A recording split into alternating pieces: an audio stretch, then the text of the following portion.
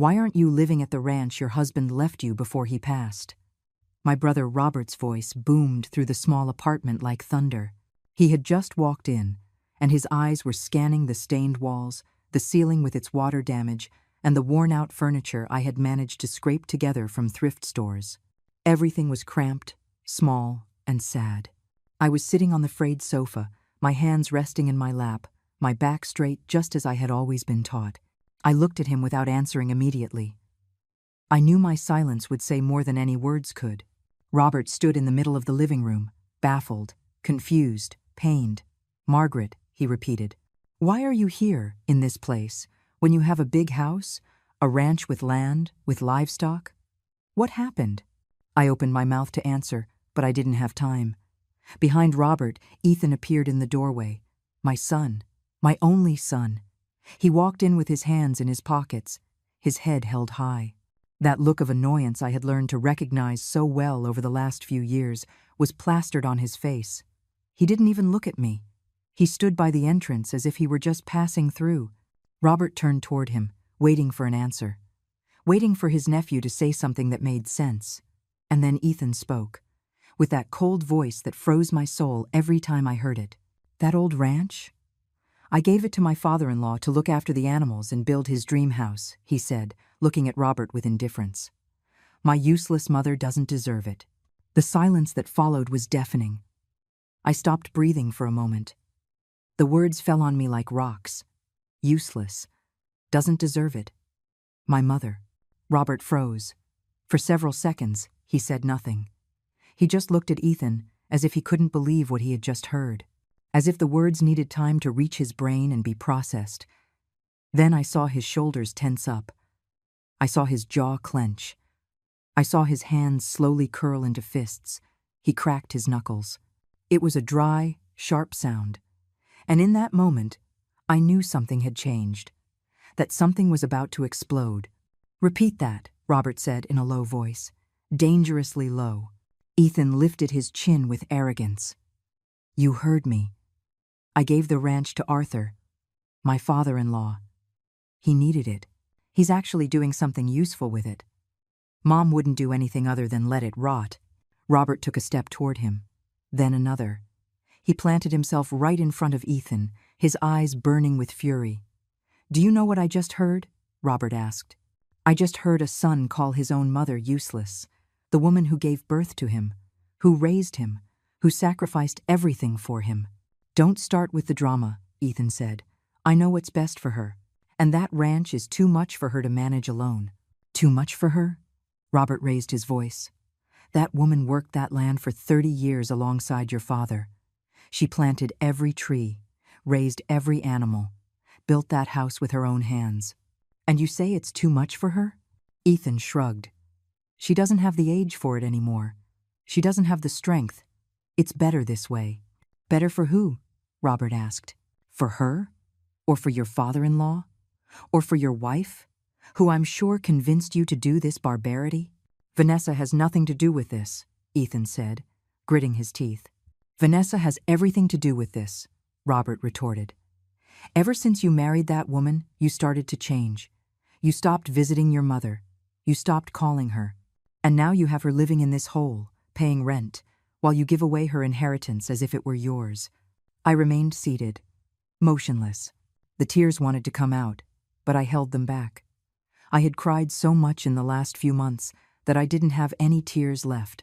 Or maybe I did. But I had learned to keep them inside, to not show them. Ethan stepped closer to Robert. "She is my mother. I decide what is best for her."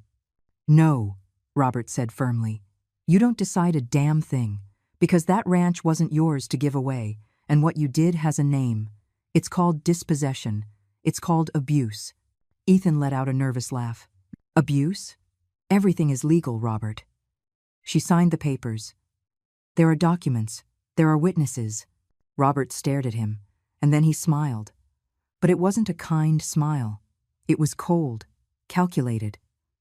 "You know who I am, Ethan?" Robert asked. Ethan looked at him with annoyance. "A meddling uncle who lives in New York and thinks he can come here and lecture me." "I am a lawyer," Robert said, letting the words drop like a hammer.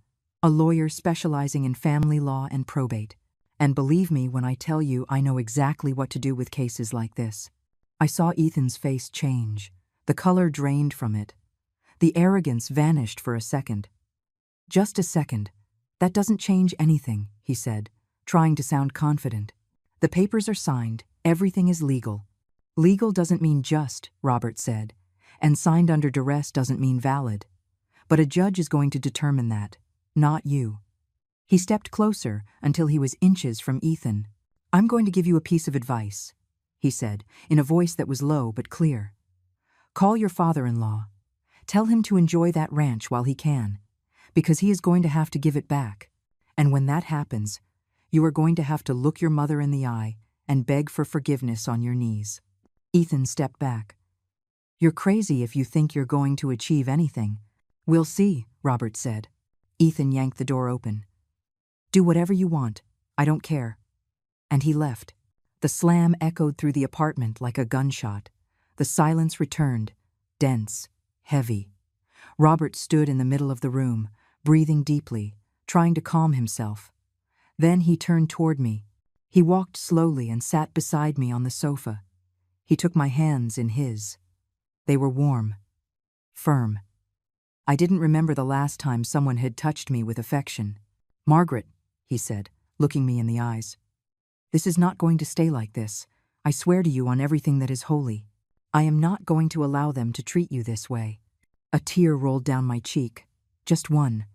I couldn't hold it back anymore. Robert, I said with a trembling voice. I signed the papers. He's right. It's all legal. Why did you sign them? He asked gently. I closed my eyes. The memories came like a torrent. Why? Because they pressured me, I whispered. Vanessa came with Ethan.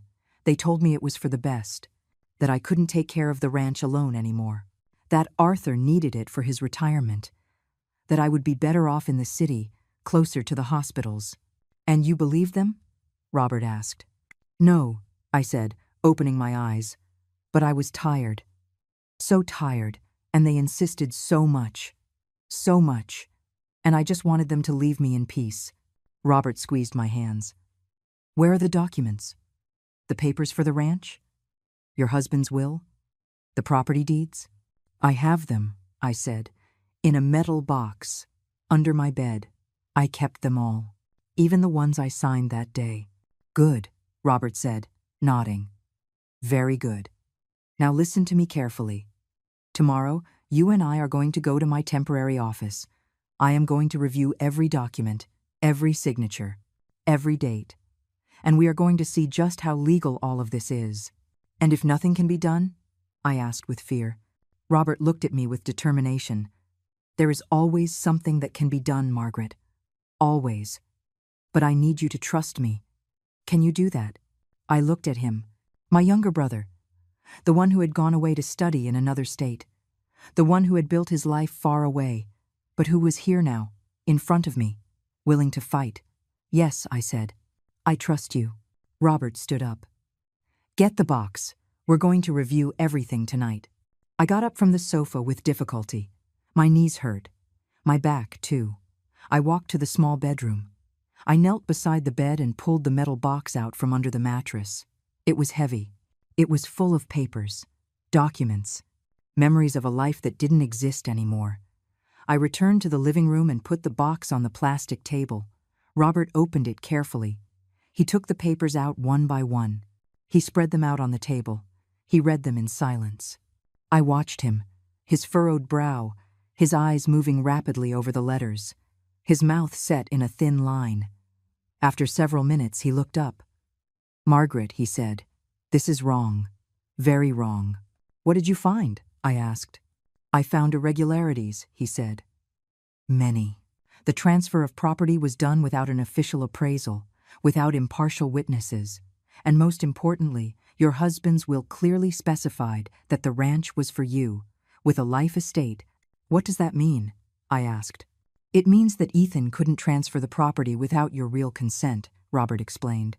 And even though you signed, there are indications that it was under coercion. That invalidates the document. I felt something move inside my chest, something that had been asleep for a long time. Hope. So it can be recovered? I asked, almost not daring to believe. Robert looked at me and smiled. This time it was a genuine smile. It can be, he said, and it will be recovered, I promise you. I sat back down on the sofa, hands on my lap, but this time they weren't trembling. This time they were still, firm, because for the first time in a long time, I wasn't alone. That night I couldn't sleep. I stayed awake, staring at the stained ceiling of the apartment, listening to the noises of the street, the cars passing by, distant voices, the constant hum of the old refrigerator that never stopped making noise. Robert had stayed at a nearby hotel. Before leaving, he had hugged me, tight, like when we were kids and he protected me from the storms. He had promised me that this wouldn't end like this, that he would find a way to fix everything. But I couldn't stop thinking about how I had ended up here, in this place, in this life that I didn't recognize as mine. I closed my eyes, and the memories came as they always did, at night, in the silence, when there was nothing else to distract me from them. I remembered the ranch. The first time I saw it, I was 25 years old. I was young, full of dreams. I had just married William. He was 28. He was a construction foreman, hard-working, with big, rough hands that touched me with a tenderness that made me feel safe. We had saved for 3 years to make the down payment on that property. It was small then, just 5 acres of dry land, a small wooden house with a tin roof, no electricity, no running water, but it was ours. I remember William carried me in his arms to cross the threshold on the first day. We both laughed. I was wearing a floral dress my mother had sewn for me. He smelled of soil and sweat, of honest work. "We're going to build something big here, Margaret," he told me, looking me in the eyes. "We're going to raise our children here. We're going to grow old here together." And I believed him. During the first few years, we worked like animals. William got construction jobs in town. He left before dawn. He came back when it was already dark, with his hands destroyed, his back aching, but always with a smile for me. I stayed at the ranch. I cleaned, I cooked, I planted what I could. I learned to raise chickens. Then we bought 2 pigs, then a cow. The land was hard, rocky. But little by little, it started to bear fruit. When I got pregnant with Ethan, William cried with happiness. He hugged me so tight I thought he would break me. That night, we sat outside the little house, under the stars, and we planned everything we would do when the boy was born. "We're going to give him everything," William said. "Education, opportunities, everything we didn't have." Ethan was born at the county hospital. It was a difficult birth, long, painful. But when I held him in my arms for the first time, all the pain disappeared. He was perfect, small, with his eyes closed and his little hands clenched into fists. I looked at him and knew I would do anything for him, anything at all. We went back to the ranch 3 days later. William had built a wooden crib with his own hands. He had sanded it until it was smooth as silk. He had painted it white. He had carved Ethan's name on the side. During the first few years, Ethan was my world. I nursed him until he was 2. I taught him to walk, to talk, to laugh. He was a happy child, chubby, always running around the ranch, chasing chickens, hiding among the trees that William and I had planted. The ranch grew with him. William got better jobs. He saved every dollar he could. We bought more land, 5 more acres, then another 5. We built a bigger house, cinder block, with a cement roof, with electricity, with running water. I planted a garden, flowers that my mother had given me, rose bushes, jasmines, bougainvillea that climbed the walls and filled the air with color. We bought more animals, cows, horses, goats. The ranch became a place full of life, full of noise, of movement, of purpose. Ethan grew up there, among the animals, among the soil. He learned to ride a horse before he turned 6. He learned to milk the cows, to gather eggs, to plant seeds. He was a good boy, obedient, affectionate. He always hugged me before sleeping. He always told me he loved me. When he turned 10, William decided it was time to send him to a better school. One in the city, more expensive, but with better teachers, better opportunities. Our son isn't going to be a contractor like me, William said. He's going to study. He's going to be someone important. So we started making more sacrifices.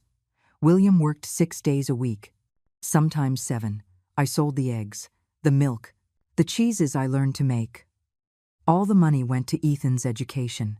And it worked. Ethan was smart. He got good grades. The teachers congratulated him, said he had a future, that he could go to university. I was so proud. Every night I waited for him to come back from school. I prepared his favorite meal, listened to his stories about what he had learned that day. I watched him grow, turn into a young man, into a man. When he finished high school, he got a scholarship to study business at the state university. William and I cried with happiness the day he got the news. "You did it, son," William told him, hugging him. "We are so proud of you." Ethan went to the city. We rented a small room for him. We sent him money every month, for food, for books, for everything he needed. During the first year, he called often, every week. Sometimes, twice a week.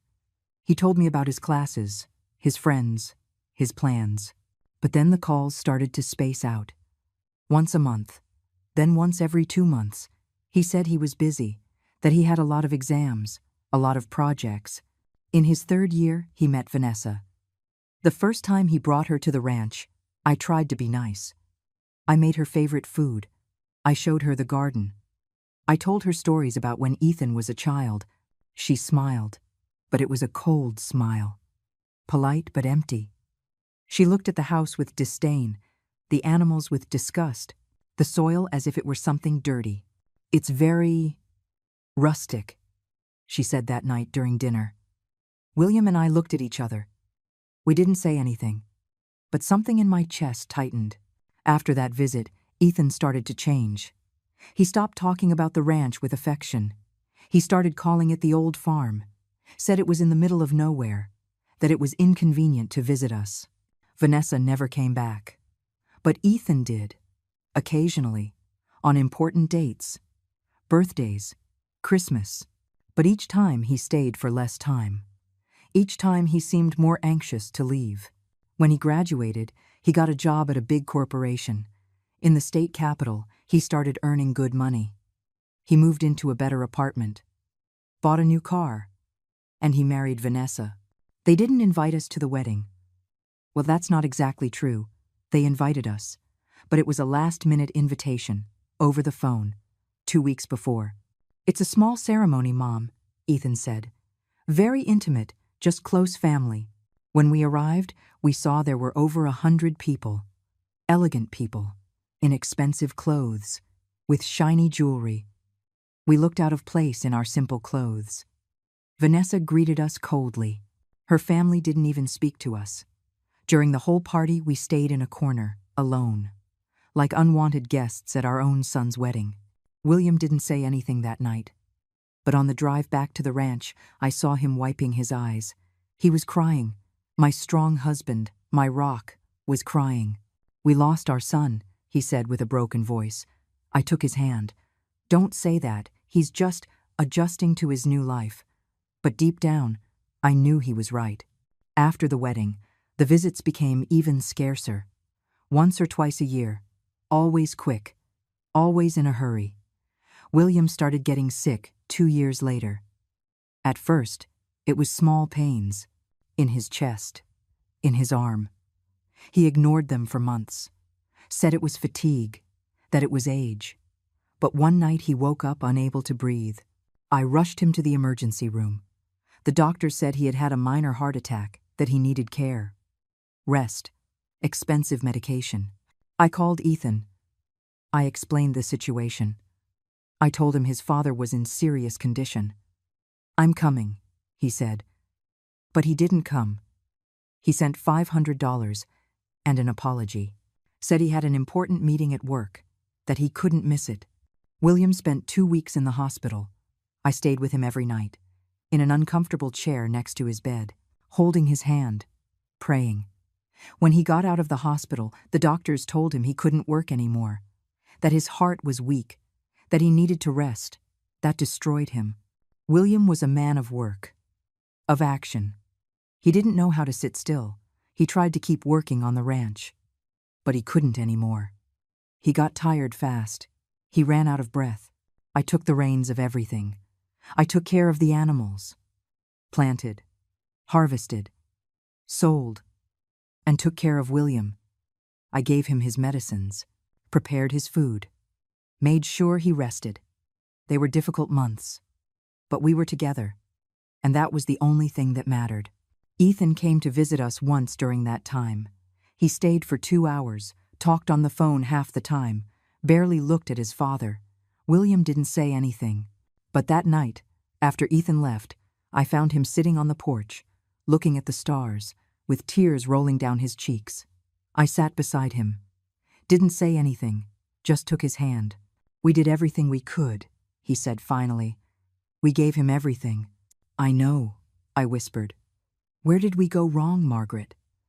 I didn't have an answer for that question. William died 6 months later, in his sleep, peacefully. I was lying beside him. I woke up in the early morning and knew immediately that he was gone. I didn't scream, I didn't cry. I just hugged him, one last time. I felt his body cooling in my arms, and I whispered to him everything I hadn't been able to tell him in life. I called Ethan at 6 in the morning. "Your father died," I said. There was a long silence. "When?" "Earlier this morning." Another silence. "Okay, I'm coming." He arrived 2 days later, with Vanessa, both dressed in black, with serious but empty expressions. The funeral was small. Some neighbors, some friends of William. Robert came from New York. It was he who held me up during the burial, not Ethan. After the funeral, Ethan stayed one more night. That night was when everything started to change. Ethan and Vanessa arrived at the ranch 3 days after William's funeral. I was in the kitchen, washing the breakfast dishes, hands submerged in the warm water. Looking out the window toward the garden, William and I had planted together. The rose bushes were in bloom. The bougainvillea climbed the walls. Everything was still alive. Everything was still growing. Except him. I heard the car stop in front of the house. The sound of doors closing, footsteps approaching. I dried my hands on my apron and went out to meet them. Ethan was wearing a dark suit. Vanessa, a tight black dress, high heels sinking into the dirt of the path. She looked at the ground with disgust, as if she feared getting dirty. "Hi, Mom," Ethan said. He gave me a quick kiss on the cheek, cold, distant. Vanessa just nodded. She didn't even look me in the eyes. "Come in," I said. I made coffee. We went into the house. They sat at the dining table, that big wooden table William had built with his own hands, where we had eaten together for so many years, where we had celebrated birthdays, Christmases, where we had been a family. I served the coffee. Vanessa tasted it and wrinkled her nose. She didn't say anything, but I saw her expression. She didn't like it. Ethan took a sip, put the cup on the table, looked at me seriously. "Mom, we have to talk," he said. Something in my stomach tightened. "About what?" "About the ranch. About your situation. About what you're going to do now that Dad is gone." I sat in front of them, hands on my lap. "I'm going to stay here. This is my house." Vanessa let out a brief laugh. "Dry? Alone? At your age?" I looked at her. "I am 64 years old. I am not an invalid old woman." "It's not that," Ethan said quickly, "but this ranch is a lot of work. The animals, the land, everything needs constant attention. How are you going to handle it alone?" "I have been handling it for the last few months," I said. "While your father was sick, I took care of everything." "And you look exhausted," Vanessa said, leaning forward. "Look at your hands. Look at your face. You're killing yourself here." I looked at my hands. They were rough, calloused, stained by the Sunday working hands that had built this life. "I'm fine," I said. Ethan sighed. He pulled some papers out of a folder he had brought, put them on the table, spread them out in front of me. "Mom, listen. Vanessa and I have been thinking. We talked to Arthur, my father-in-law. He just retired from his job. He's looking for a quiet place to live, a project. something to keep him busy. I didn't like where this conversation was going. We offered him the ranch, Vanessa said, as if it were the most natural thing in the world.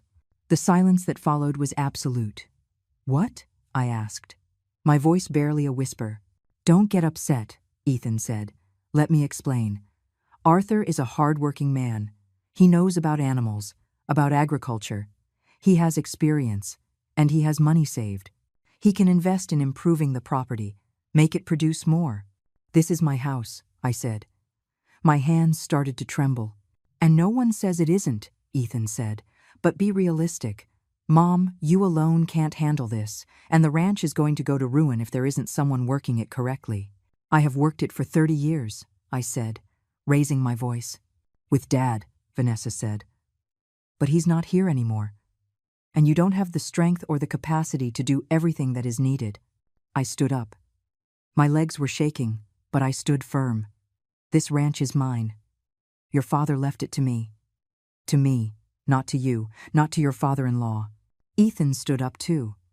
He took the papers and held them out to me. That's why we need you to sign this.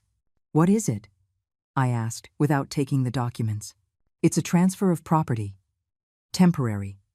You give the administration to Arthur. He takes care of everything, invests in improvements, and you receive a part of the profits every month. It's a benefit for everyone. No, I said. Simple, direct. Vanessa stood up. Don't be stubborn, Margaret. This is what's best for you. You can't stay here alone. What happens if you get sick, if you fall, if you have an emergency? There is no one to help you. I have neighbors, I said. Neighbors who are miles away, Ethan said. Mom, be reasonable. Sign the papers. Give the property to Arthur and move to the city. We can find a small apartment for you, close to hospitals, close to everything. I don't want an apartment, I said. My voice broke. I want my house, my ranch, my life. Your life ended when Dad died, Vanessa said, and those words landed like a punch to the gut. Ethan shot her a warning look, but he didn't contradict her. You can't stay here forever, Ethan said more softly. It's dangerous. It's irresponsible. As your son, it is my duty to take care of you. And taking care of you means getting you out of here. Taking care of me would be respecting what I want, I said with tears in my eyes. What you want isn't always what you need, Vanessa said. Ethan put the papers on the table, took out a pen, placed it next to them. Sign, Mom, he said. Please, make it easy for everyone. I looked at them, at my son, at the woman who had changed him, and I saw something that broke my heart. I saw that they didn't care what I felt. They just wanted me to sign. They just wanted to get rid of the problem, of the nuisance, of me. And if I don't sign? I asked. Ethan sighed. Then we will have to take other measures. Legal ones. I can prove that you are not in a condition to take care of this property, that you are a danger to yourself. I can get a judge to declare that you need a guardian. Are you threatening me? I asked, incredulous. I am protecting you, Ethan said, even if you don't understand it now. Vanessa approached me, put her hand on my shoulder, cold, calculating. Margaret, dear, she said in a sugary voice. No one wants to hurt you. We only want the best for you. Sign, and everything will be easier. I looked at her, and in her eyes I saw the truth.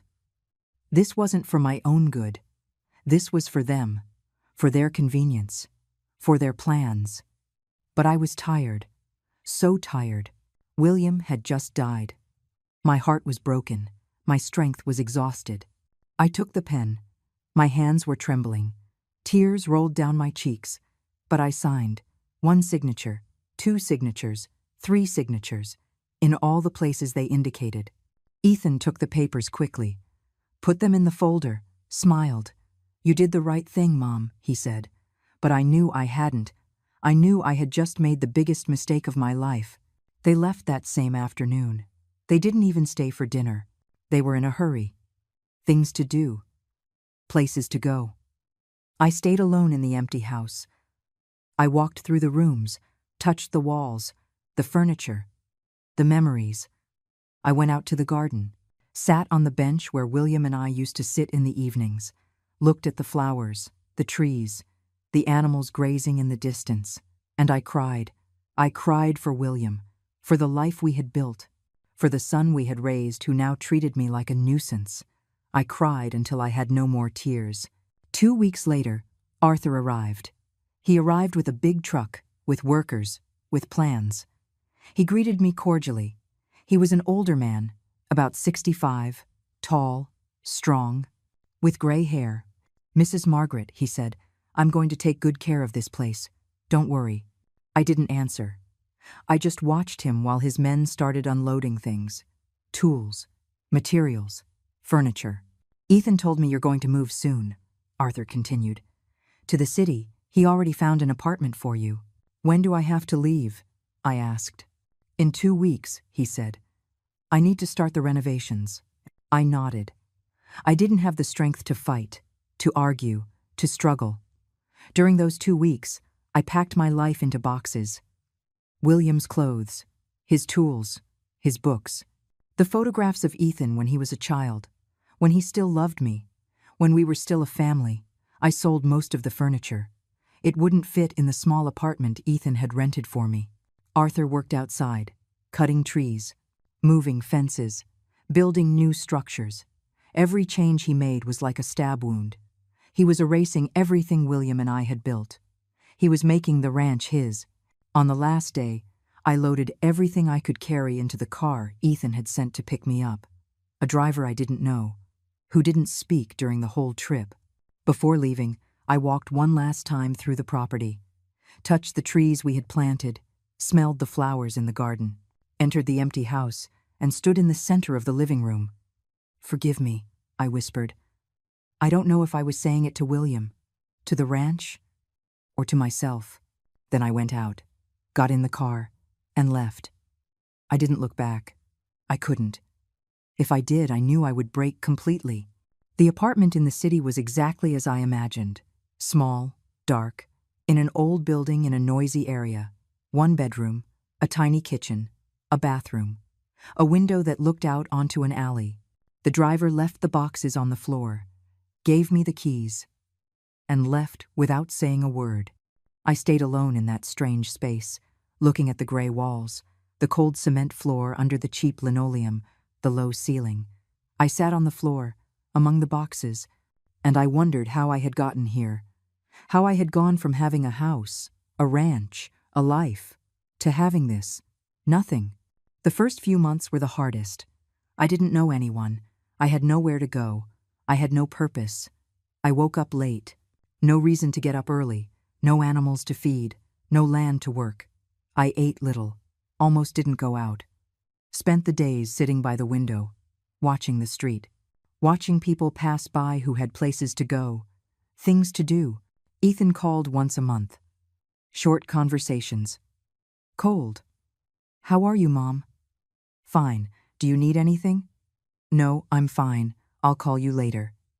And he hung up. Vanessa never called. Not once. Robert called more often. From New York. Worried. "Margaret, are you eating well?" "Yes. Do you go out? Do you know the neighbors?" "Not really." "I worry about you, sister." "I'm fine, Robert. Don't worry." But I wasn't fine. And he knew it. One day, 6 months after moving, I received a letter. It was from the county recorder's office, notifying me about changes in the property deed. I opened it with trembling hands, and there it was, black on white. The ranch was no longer mine. It was no longer in my name. Now it was in the name of Arthur Evans. It wasn't a temporary transfer, like Ethan had said. It was permanent, definitive. They had robbed me. My own son had robbed me. I sat on the floor with the letter in my hands, and something inside me woke up. Something that had been asleep, numbed by pain, by exhaustion, by resignation, rage. I went to the box where I had kept all the important documents. I pulled it out from under the bed, opened it. There they were, all the papers, William's will, the original deeds, the papers I had signed that day. I reviewed them one by one, reading every word, every line, looking for something. anything. And then I saw it. An incorrect date. A signature that didn't match perfectly. A small detail, but important. I picked up the phone. I called Robert. "Brother," I said when he answered, "I need you to come. I need your help. I think I found something." Robert arrived 2 weeks later. I saw him get out of a cab in front of the building. Tall, well-dressed. With a leather briefcase in hand, he wore dark glasses and a gray suit that gave him an air of authority, of someone important, of someone who knew what he was doing. He climbed the stairs to my apartment. The elevator had been out of order for months. No one fixed it. No one complained. We all simply accepted it. When he reached the 3rd floor, he was barely winded. He knocked on the door. I opened it quickly. We stood looking at each other for a moment. Then he hugged me. Strong, like when we were kids. "Margaret," he said. His voice sounded tired, worried. "What have they done to you?" I didn't answer. I just let him in. He looked around. I saw his eyes scanning the small apartment. The cheap furniture. The stained walls. The dirty window that barely let light in. He didn't say anything, but I saw his expression. Pain. Contained rage. He sat at the plastic table, put his briefcase on it, looked at me with attention. "Tell me everything," he said, "from the beginning." And then I spoke. I told him about Ethan's visit after the funeral, about how they pressured me, about Vanessa and her cold words, about the papers they made me sign, about the promises they made me, promises that it would be temporary, that I would receive money every month, that it would still be mine. I told him about Arthur arriving with his workers, about how they changed everything, about how they kicked me out of my house, out of my life. I told him about the apartment, about the loneliness, about Ethan's brief calls, about the letter from the county. Robert listened to everything in silence, his jaw clenched, his hands closed into fists on the table. When I finished, he waited a few seconds before speaking. "Where are the documents?" he asked finally. I got up, went to the bedroom, took out the metal box from under the bed, brought it to the table, opened it in front of him. Robert took the papers out one by one, spread them out on the table, took his reading glasses out of his jacket pocket, put them on, and started to read. Minutes passed, long minutes of silence. Only the sound of pages turning was heard, the noise of the street outside, my ragged breathing. Robert read slowly, carefully, stopping at certain parts, going back, comparing documents. Finally, he looked up. "Margaret," he said, "this is wrong, very wrong. There are grave irregularities here." I felt my heart speed up. "What did you find?" Robert took one of the documents, put it in front of me, pointed with his finger. "Look at this date," he said. "It says you signed this on March 15th, but William died on March 20th. I looked at him confused. "No, William died on March 10th, not the 20th. Robert nodded. "Exactly. But here it says you signed these documents 5 days before he died, which is impossible because these papers talk about the transfer of an inherited property. You can't transfer something you haven't inherited yet. That means the signature isn't valid?" I asked. "It means someone manipulated the dates," Robert said. "And that is fraud." He took another document. "William's will. Here is your husband's original will," he said. "Certified, notarized. It clearly states that the ranch and all properties pass to your name, with a life estate. Do you know what that means?" I shook my head.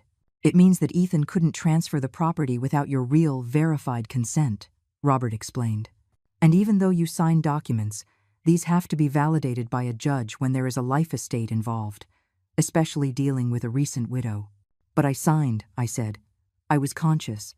I knew what I was doing." "Were you conscious?" Robert asked, looking at me intently. "Or were you grieving? Had your husband just died? Did they pressure you? Did they threaten you?" I lowered my gaze. "They said if I didn't sign, they would seek to declare that I wasn't in a condition to take care of the property, that they would take the ranch from me anyway. What would be worse for me?" "That is called coercion," Robert said. His voice hardened, and coercion invalidates a contract, especially when the person is in a vulnerable state. He took a notebook out of his briefcase. Started taking notes, writing fast, marking important points. I need you to answer some questions, he said without stopping writing. Were you present when they recorded the transfer? No, I said. Ethan told me he would handle all the paperwork, that I didn't have to worry about anything. Did they give you copies of the recorded documents? They gave me some papers, but not all of them. He said the rest would arrive by mail. They never arrived. Did they explain clearly that you were transferring the property permanently? No, I said. They said it was temporary, that Arthur would only manage the ranch, that I would still be the legal owner. Robert stopped writing. Looked at me. Margaret, this wasn't a legal transfer. This was a dispossession, planned, executed, and probably with the complicity of someone else. Someone else? I asked. The notary who certified these documents, he said, pointing to a signature on one of the papers. He's either an accomplice or was deceived too. I need to investigate. He stood up, walked to the window, stood looking at the street for a moment, thinking. This is going to be complicated, he said finally. But not impossible. We have elements. We have proof of irregularities. We have the original will.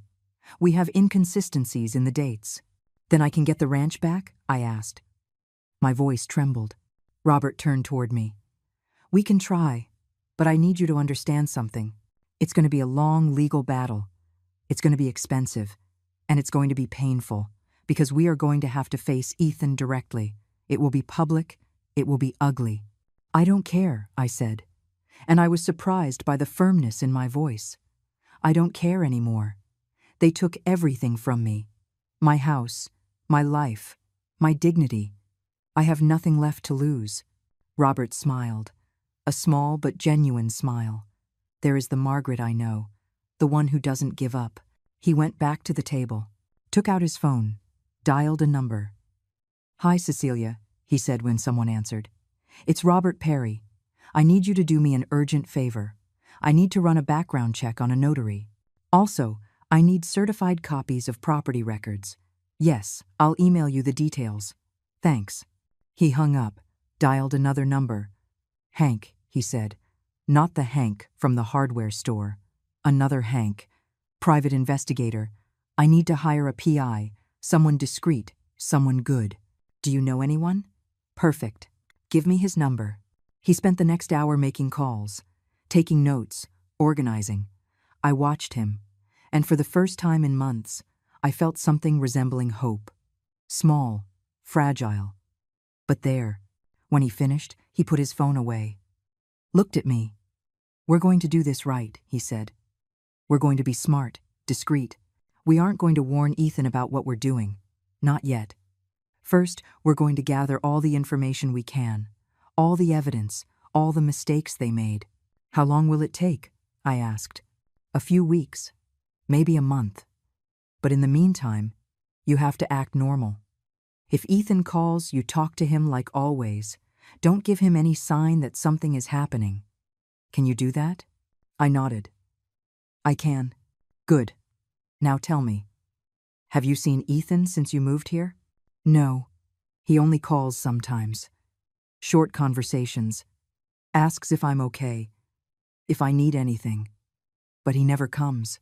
And Vanessa? She has never called. Not once. Robert pursed his lips.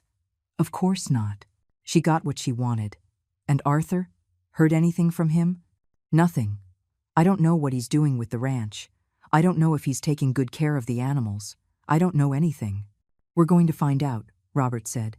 I hired an investigator. He's going to go to the ranch. He's going to take photos, talk to the neighbors, document everything Arthur is doing with the property. What is that good for? I asked. If Arthur is modifying the property significantly without permits, if he's selling animals that technically should still be yours, if he's profiting from something he obtained fraudulently, all that helps us. It all adds up. I got up, went to the kitchen, made coffee, simple coffee in an old pot. Nothing like the coffee I made at the ranch with the percolator William had given me for our 10th anniversary. I poured 2 cups, gave one to Robert. We sat down again. I'm scared, I admitted quietly. It's normal, Robert said. But you're not alone. Not this time. I'm going to stay here as long as necessary. I'm going to be with you every step, and we are going to get back what is yours." "And if it doesn't work?" I asked. "And if a judge says everything was legal?" "Then we fight harder," Robert said. "We appeal, we look for other angles. But we are not going to give up. Did you hear me? We are not going to give up." I took a sip of coffee. It was hot, bitter, but comforting. "Robert," I said, "why are you doing this? You live in New York. You have your life, your job. Why come back for me?" Robert put his cup on the table, took my hand. "Because you are my sister," he said. "Because when I was a kid and Dad left us, you worked so I could go to school. You sacrificed so I could study, so I could have opportunities. Everything I am, everything I have, I owe it to you." His voice broke. I saw his eyes filling with tears. "And now you need me," he continued. "And I am not going to fail you. Not like Ethan failed you. Not like everyone failed you." He hugged me, and I cried. I cried on his shoulder like a little girl. I cried everything I had kept inside for months, all the pain, all the sadness, all the rage. When I calmed down, I pulled away, wiped my tears. "What do we do now?" I asked. "Now we wait," Robert said. "We wait for the investigator to do his job. We wait for my contact at the recorder's office to get the documents. And in the meantime, we start preparing the case." "Are we going to sue?" I asked. "Eventually, yes. But first, we are going to try mediation. We are going to confront Ethan with the proof. We are going to give him the chance to do the right thing, to return what isn't his." "He won't do it," I said. "I know him. He is married to Vanessa. She will never let him return anything." "You're probably right," Robert said. "But we have to try, for legal protocol, and because if we go to trial, the judge is going to want to see that we tried to resolve this in a civilized manner first." I nodded. We spent the rest of the afternoon reviewing documents. Robert took photos of everything, uploaded them to a digital cloud, made copies. "We never know what can happen," he explained. "It's better to have everything backed up in multiple places." When it started to get dark, Robert stood up. "I'm going to find a hotel nearby," he said. "I'll be back early tomorrow. We're going to start working seriously." "You can stay here," I offered. "The sofa isn't comfortable, but it works." Robert looked at the small, worn sofa, smiled. "It's fine. I've slept in worse places." That night I made a simple dinner. Rice, beans, chicken, nothing special. Nothing like the dinners I made at the ranch. We ate in silence. But it was a comfortable silence. Familial. Of siblings who understand each other without needing words. Afterward, I washed the dishes. Robert prepared the sofa, took off his jacket, loosened his tie. He looked tired, but determined. "Margaret," he said before lying down, "I want you to know something. Whatever happens, I win." The next 3 weeks passed in a strange state of tension and hope.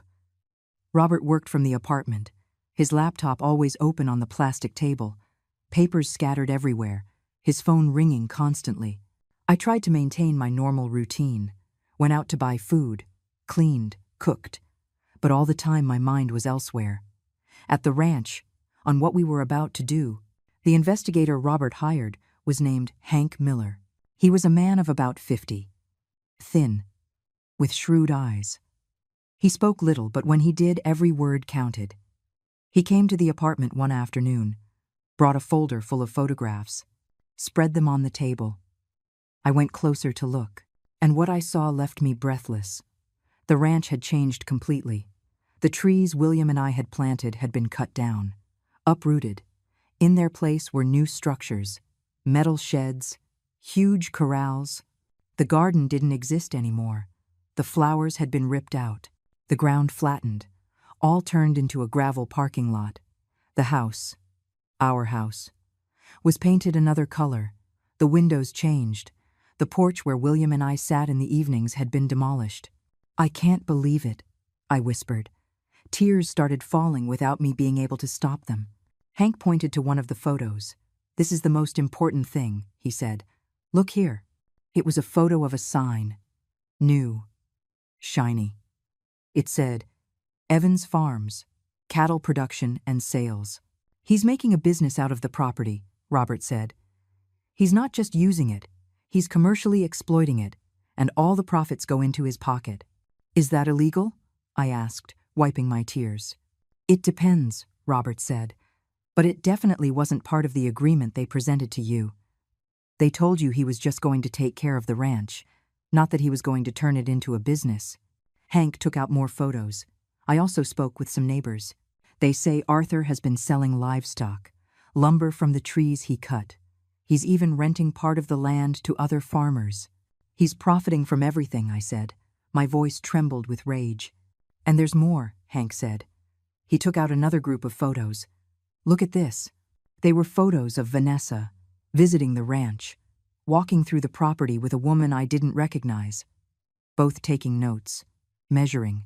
What are they doing? I asked. According to what I could find out from the neighbors, Hank said, they are planning to subdivide the land, sell parcels. There are rumors they already have interested buyers. I felt like I had been punched in the stomach. They are going to sell the ranch. In parts. Or at least they are planning to, Robert said. His jaw was tight, his knuckles white, but they won't be able to. Not if we act fast. He stood up, started pacing back and forth.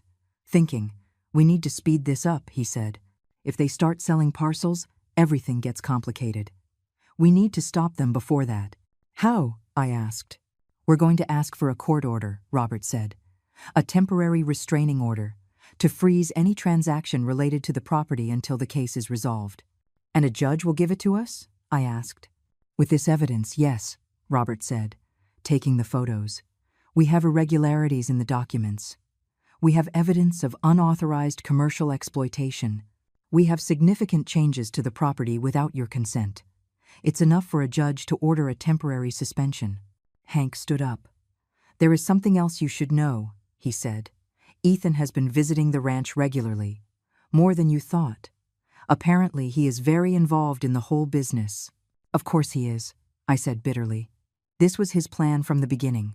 Which helps us, Robert said, because it proves it wasn't just an innocent transfer to help you. It was a premeditated plan to keep the property and profit from it. He paid Hank. Thanked him for his work. The investigator left, leaving us with the photos and the documents. That night, Robert prepared all the documentation to present before a judge. Wrote the request for the restraining order. Attached all the evidence, the photos, the documents with irregularities. William's will. Tomorrow we are going to file this, he said. And then we are going to confront Ethan. We're going to talk to him? I asked, surprised. Yes, Robert said, but not before having the court order. First, we ensure they can't sell anything. Then we talk. We give them a chance to do the right thing, to return the property voluntarily. They won't do it, I repeated. Probably not, Robert admitted, but we have to try. And when they refuse, then we go with everything. Full lawsuit, public trial, everything. I went to bed that night with a knot in my stomach. Tomorrow everything would really start. The legal battle. The confrontation with my son. I slept almost nothing. Stayed awake looking at the ceiling. Thinking of William. Wondering what he would say if he could see all this. If he would be proud that I was fighting, or disappointed that it had come to this. At 6 a.m, I got up. Made coffee. Robert was already awake, sitting on the sofa, reviewing the documents one last time. Ready? He asked when he saw I was up. I wasn't ready. I was terrified, but I nodded anyway. Ready. We got dressed. I put on my best dress. Black, simple, the same one I had worn to William's funeral. Robert put on his suit. He looked imposing, professional, like someone who couldn't be ignored. At 9 a.m, we were at the courthouse. It was a big building, cold, with long hallways and numbered doors, people coming and going, lawyers with briefcases, families waiting. Robert filed the request. The clerk reviewed it, said the judge would see it that same afternoon. We waited, hours, sitting on uncomfortable benches, without talking much, just waiting. At 4 p.m, they called us. We entered an office. The judge was an older woman, about 65. with gray hair pulled back in a bun, glasses on the tip of her nose. She read our request, reviewed the documents, the photos, the will. She didn't say anything for several minutes. Just read. Her expression impassive. Finally, she looked up, looked at Robert and me. "This is serious," she said. Her voice was firm, clear. "If everything you present here is true, we are talking about possible fraud." "It is true, Your Honor," Robert said, "and we need to protect the property before it is too late." The judge nodded, took a stamp, stamped the document. "Granted," she said. "Restraining order approved. Any transaction related to the property in question is frozen until further order of this court. Notify the parties involved." I felt like I could breathe for the first time in months. We left the courthouse with the order in hand. Robert was smiling. So was I. It was small, but it was a step. The first of many. "Now," Robert said, "we are going to see Ethan." And then I knew the hardest part was just beginning. Robert called Ethan that same afternoon. I was sitting beside him, listening.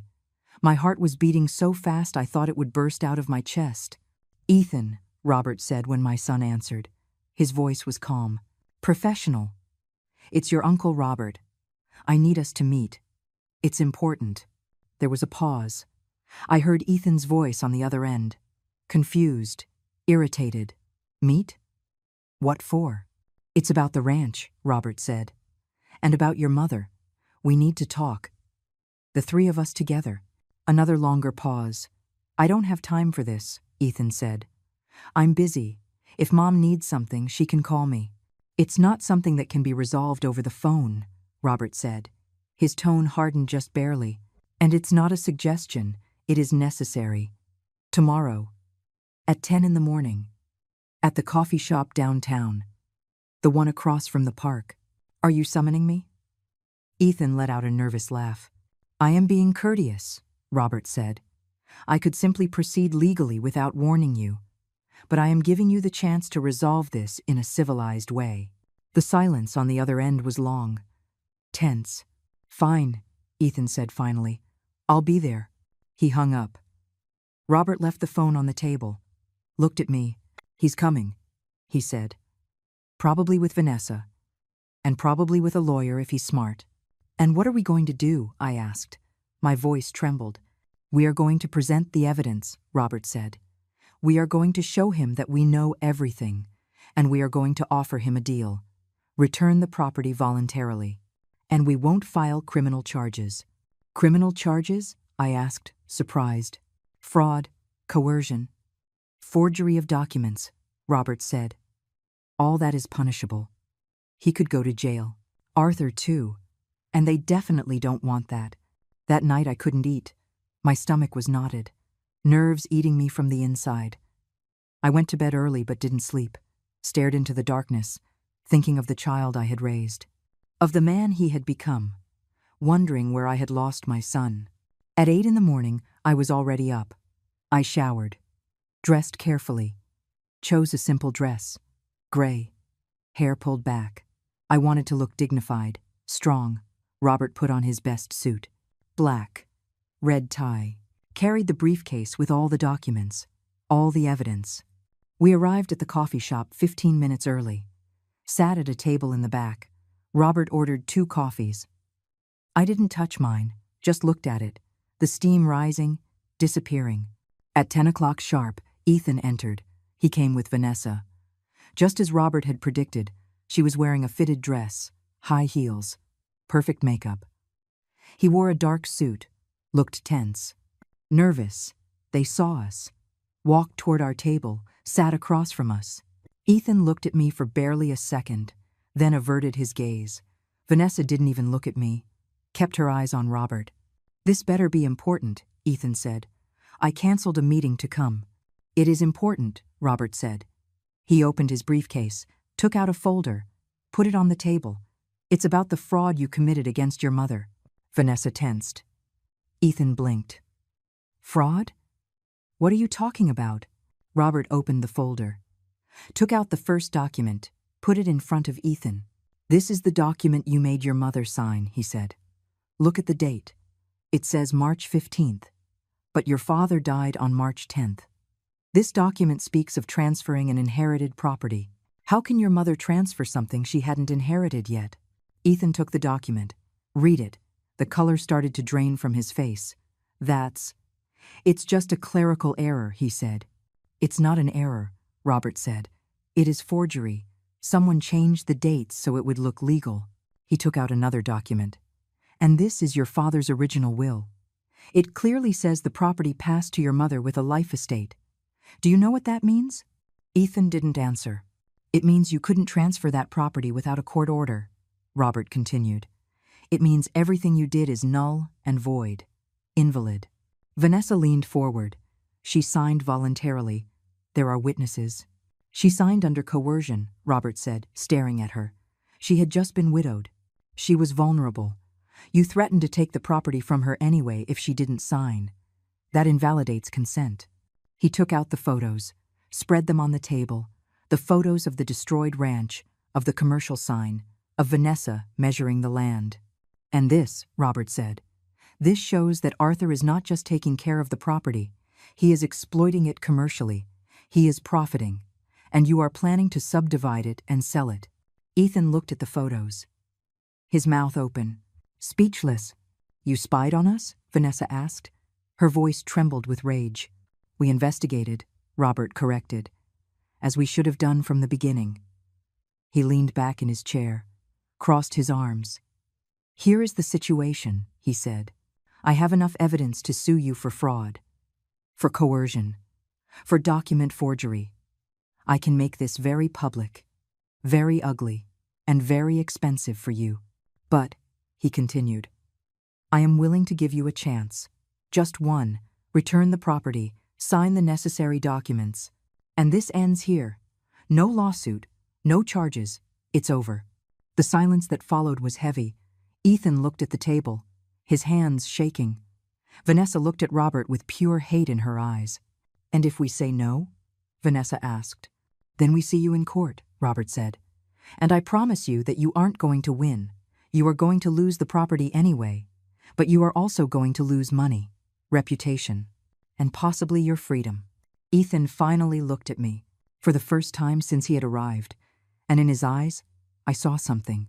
Guilt? Fear? I wasn't sure. Mom, he said, his voice barely a whisper. I just wanted. What? I asked. Tears started to fall. You just wanted what? To rob me? To leave me on the street? To forget everything your father and I did for you?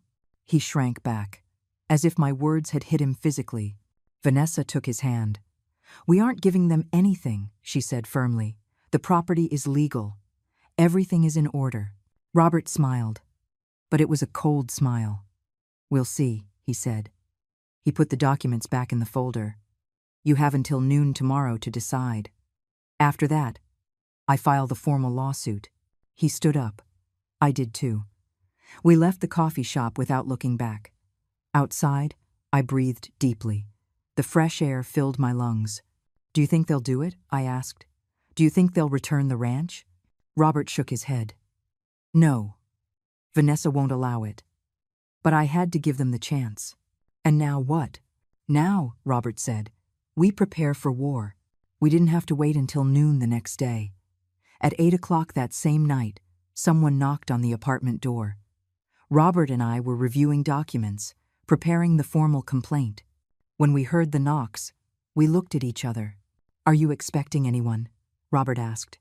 I shook my head. Robert got up, walked to the door, opened it just a crack. It was Ethan, alone, without Vanessa, with wrinkled clothes, messy hair, red eyes. I need to talk to you, he said. His voice sounded broken. Robert opened the door completely. Ethan entered. He looked different, smaller, more vulnerable. He stood in the middle of the living room, looking around, seeing the place where his mother lived, the miserable apartment, the cheap furniture, the poverty he had caused. Sit down, Robert said, pointing to a chair. Ethan Saturday put his hands on the table. They were trembling. I remained standing. I didn't know if I could sit near him. I didn't know if I wanted to be in the same room. Vanessa doesn't know I'm here, he said finally. She told me not to come, not to give you the satisfaction of seeing us beg. And why did you come? Robert asked. Ethan looked at me. For the first time in months, he really looked at me. And I saw tears in his eyes. Because you were right, he said. His voice cracked. Everything you said this morning, every word, it was true. He ran his hands over his face, breathed deep. I shouldn't have done it, he continued. I shouldn't have let Vanessa convince me. I shouldn't have signed those papers. I shouldn't have taken the ranch from you. The words came out rushed. Desperate. But she said it was for the best. That you couldn't take care of the property alone. That you were going to get hurt. That Arthur needed it. And I believed her. Or I wanted to believe her. You wanted to believe her? I said. My voice came out harder than I expected. Or it was simply convenient for you? Ethan lowered his gaze. Both. God forgive me. Both. He stood up. Started pacing. Like a caged animal. Arthur offered us money, he said. For the property. $50,000. Vanessa said we could use it to buy a bigger apartment. To pay off debts. And I accepted. I felt like I had been slapped. You sold my house for $50,000? The ranch is worth 10 times that, Robert said, his voice full of contempt. Probably more. I know, Ethan said. I know now. Arthur tricked us, and we tricked you. It was all a disaster. He turned toward me, approached, fell to his knees in front of me. Mom, he said. Tears ran down his face. Forgive me, please. Forgive me for everything. For being so stupid. For being so selfish. For forgetting everything you and Dad did for me. I looked at him. My son, on his knees, crying, begging for forgiveness. Part of me wanted to hug him. Tell him everything was okay. That I forgave him. Because that was what mothers did. Right? But another part of me, the part that had suffered for months, the part that had cried alone in this horrible apartment, the part that had lost everything, that part couldn't forgive so easily. Get up, I said. My voice cold, distant. Ethan stood up slowly, wiped his tears with the back of his hand. Did you come to return the ranch? Robert asked. Ethan nodded. Yes, I will do whatever is necessary. I will sign whatever has to be signed. I will talk to Arthur. I will return the money to him. I don't know how, but I will. And Vanessa? I asked. She agrees? Ethan shook his head. No. She is furious. Says I'm crazy. That you don't have a case. That we should fight. Then you have nothing to offer, Robert said, because the property is in Arthur's name, not yours. And if he doesn't sign, there is nothing to be done. He will sign, Ethan said with determination. I will tell him the truth, that everything was illegal. That if he doesn't return the property, he will go to jail. He won't want to risk it. Robert studied him for a moment, then nodded. Okay, you have 1 week. 1 week to get Arthur to sign the retransfer documents. If you don't do it, we proceed with the full lawsuit. I will do it, Ethan said. I promise you.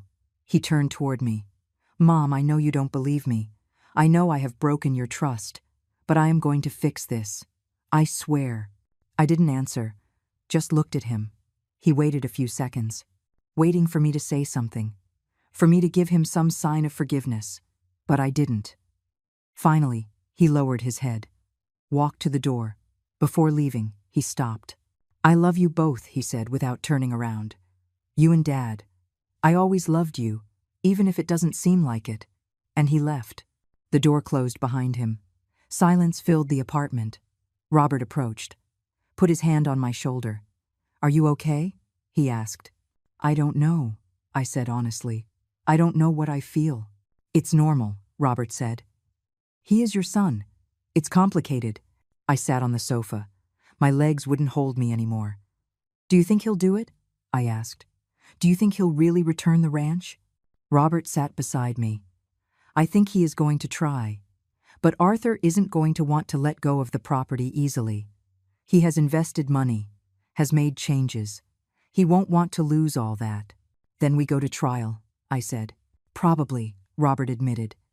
But at least now, Ethan is on our side. Oh, it seems so. That helps us. That night, I went to bed with a million thoughts in my head. Was Ethan really remorseful? Or was he just afraid of the legal consequences? Did the difference matter? Could I ever forgive him for what he had done? I didn't have answers. Only questions. So many questions. The following days were agonizingly hopeful.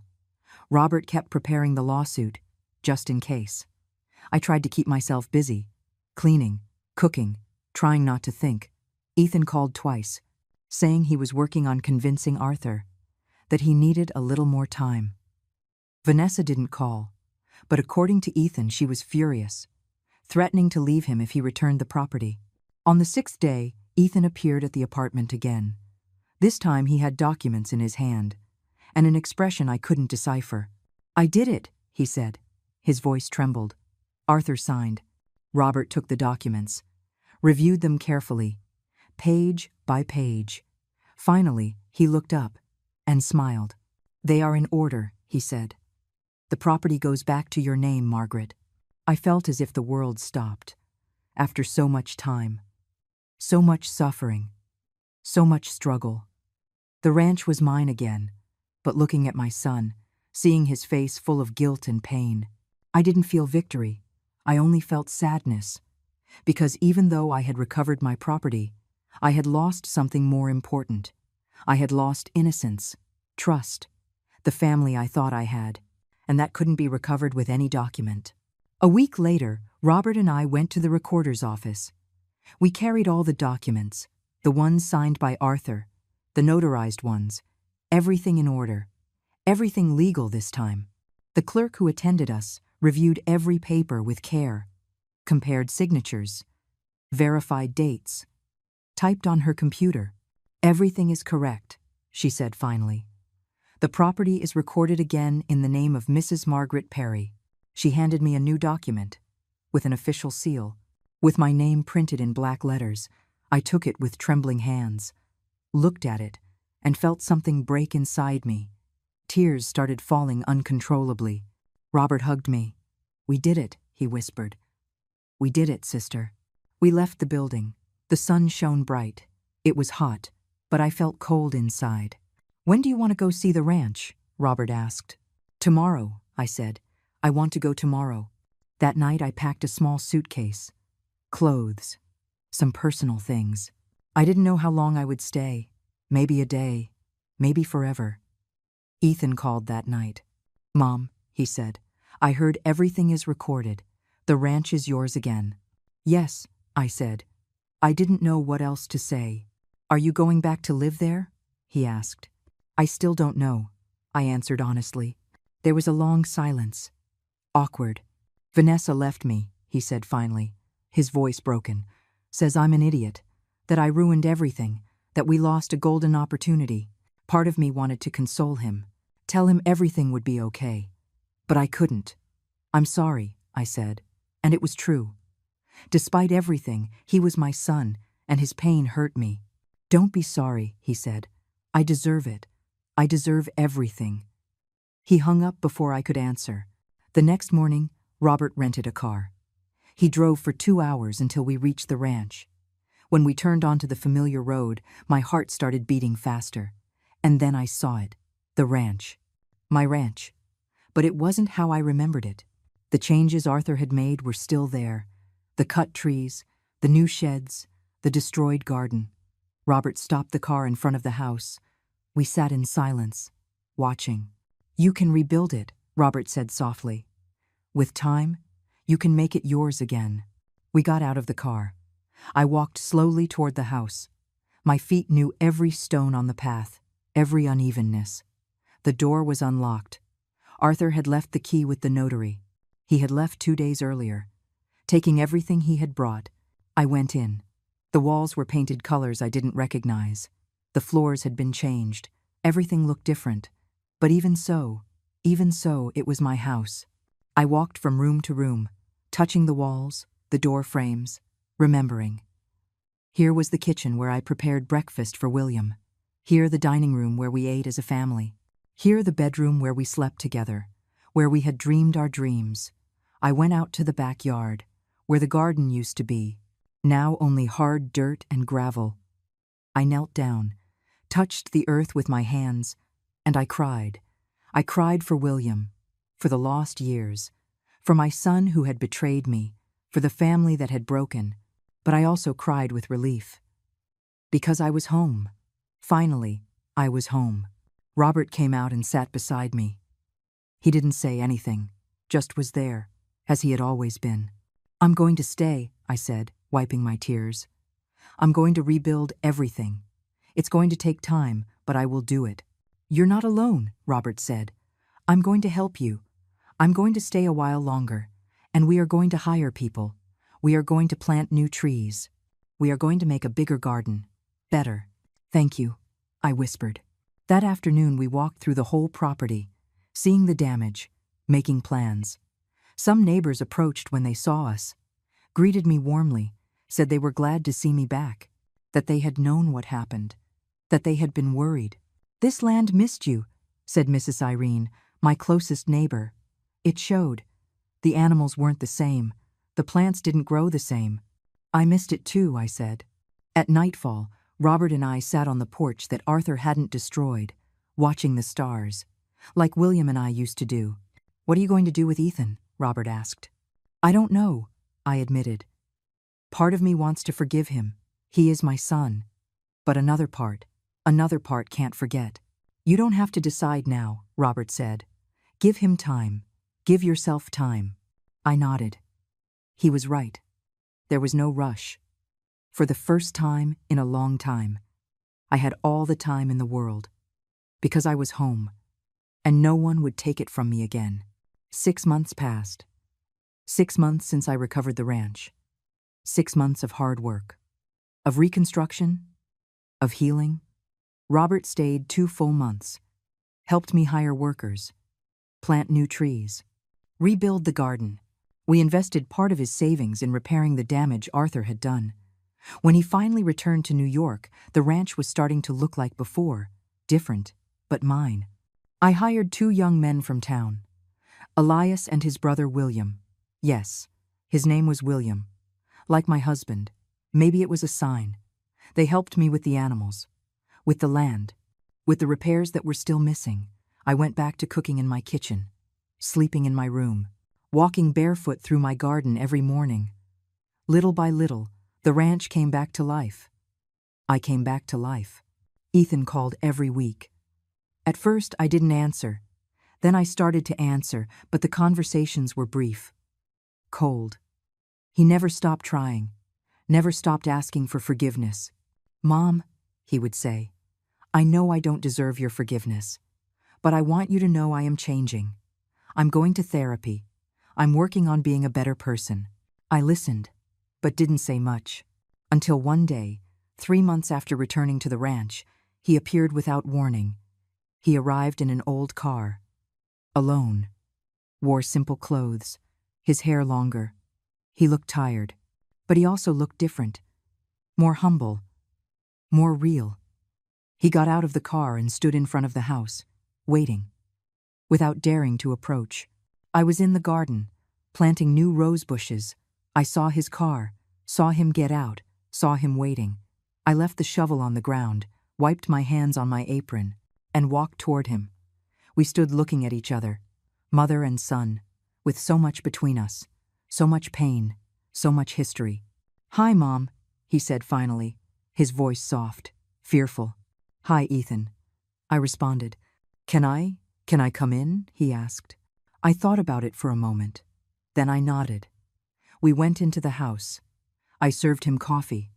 We sat at the table, the same table where everything had started to break. "The ranch looks beautiful," he said, looking around. "It is becoming like before." "I'm working on it," I said. He took a sip of coffee, breathed deep. "Mom," he said, "I didn't come to ask for forgiveness again. I know I've already asked 1,000 times. I came to tell you something different." I looked at him, waiting. "I came to tell you that I understood," he continued. "I understood what I lost. Not just the ranch. I lost you. I lost the chance to take care of you like you took care of me. I lost years I will never get back." His eyes filled with tears. "And I know maybe you will never forgive me. And that's okay. I deserve it. But I want you to know that I am going to spend the rest of my life trying to be the son I should have been from the beginning. I don't expect anything from you," he added. "I don't expect you to let me back into your life. I just wanted you to know." We stayed in silence. The clock on the wall marked the seconds. Outside, the birds were heard, the wind in the trees. "Ethan," I said finally, "I don't know if someday I will be able to forgive you completely. What you did broke me in ways I didn't know were possible to break." He nodded. Tears ran down his face. "But," I continued, "you are my son, and part of me will always love you, even if it hurts, even if it's complicated. I'm not asking you to go back to being the son you were," I said. "That boy doesn't exist anymore. But if you really want to change, if you really want to rebuild something between us, it has to be slow, step by step. Whatever it takes," he said, "I will do whatever it takes." "Then, start by coming once a month," I said. "We have lunch, we talk. No promises, no expectations.